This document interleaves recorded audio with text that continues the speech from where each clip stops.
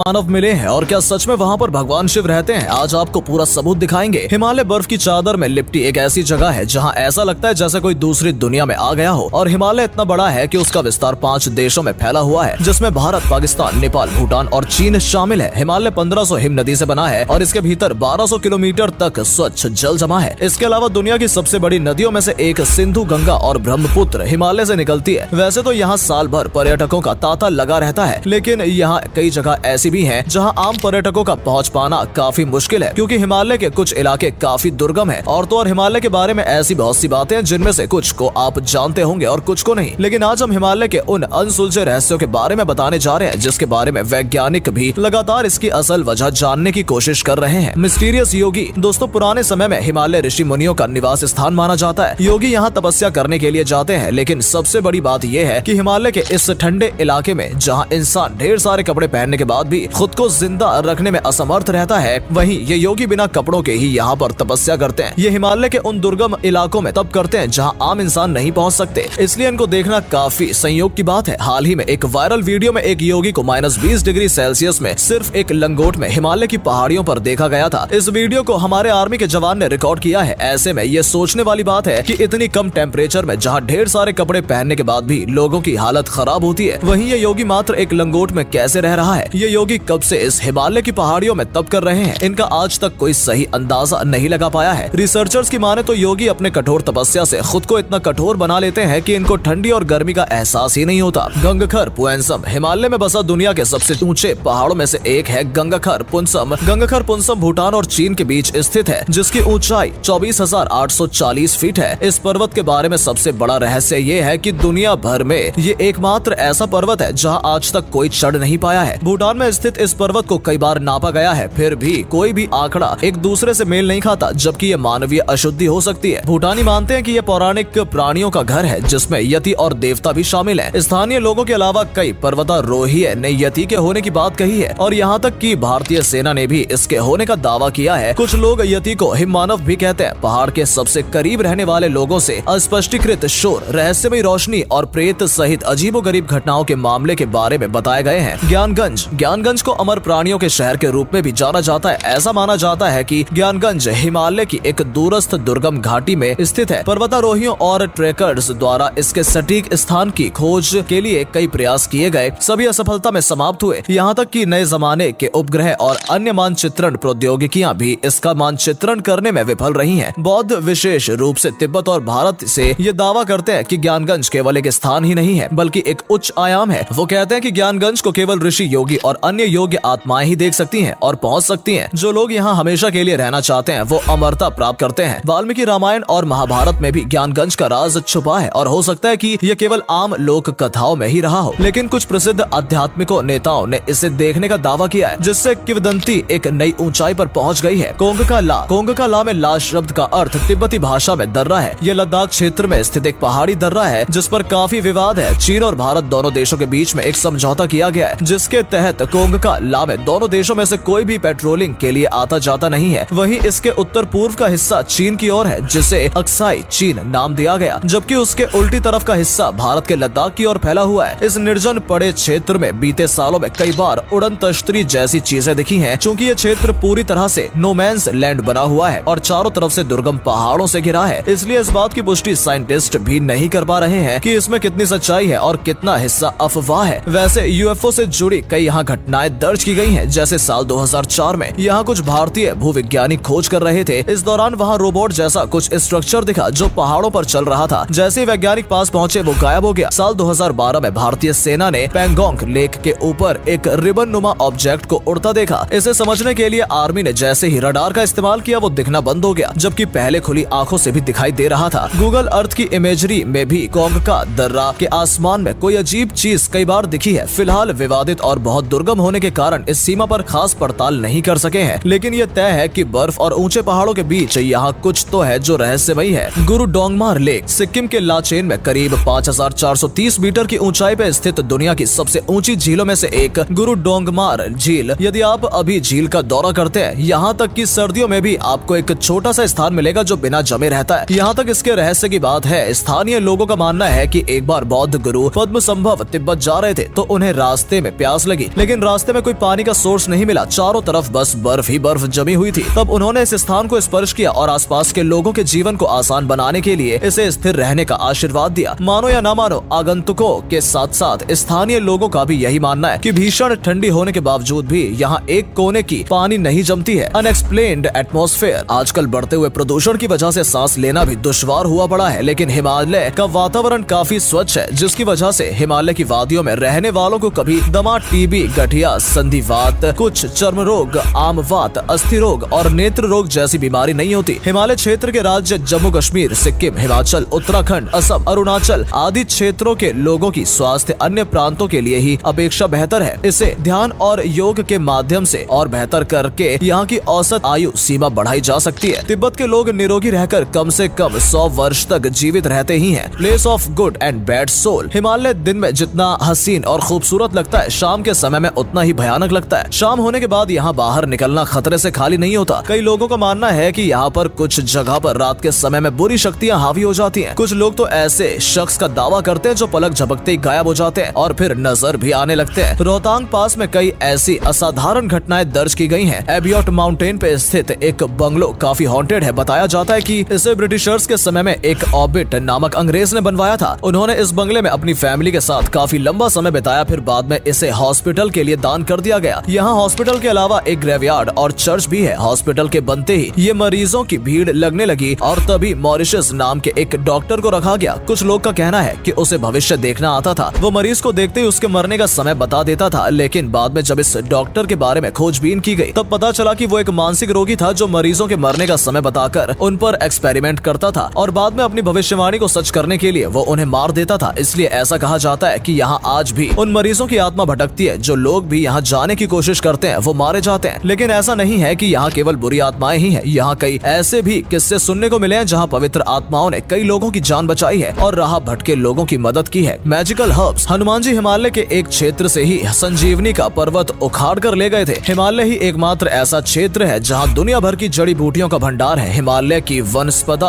अतुलनीय है। हिमालय में लाखों जड़ी बूटियां हैं जिससे व्यक्ति के हर तरह के रोग को दूर नहीं किया जा सकता बल्कि उसकी उम्र को दोगुना किया जा सकता है। इसके अलावा ऐसी भी कई चमत्कारिक जड़ी बूटियां हैं जिनका वर्णन अथर्ववेद, आयुर्वेद और जड़ी बूटियों के ग्रंथों से मिलता है। सोमवल्ली, संजीवनी बूटी, अरुंधति, ब्रह्म कमल जैसी वनस्पतियां हिमालय के एक विशेष क्षेत्र में पाई जाती हैं। भारतीय चिकित्सा पद्धति में आदिकाल से ही जड़ी बूटियों को विशेष महत्व दिया गया है। अनेक प्राकृतिक फूलों, जड़ी बूटियों और वनस्पतियों की इस सुरम्य स्थली का महत्व जानना जरूरी है। महर्षि चरक ने अपनी चरक संहिता से उल्लेख किया है कि हिमालय दिव्य औषधि भूमि में श्रेष्ठ है। इस हिमालय में अनेक प्रकार की दिव्य औषधियाँ, 24 प्रकार के सोम एवं अष्ट वर्ग की जड़ी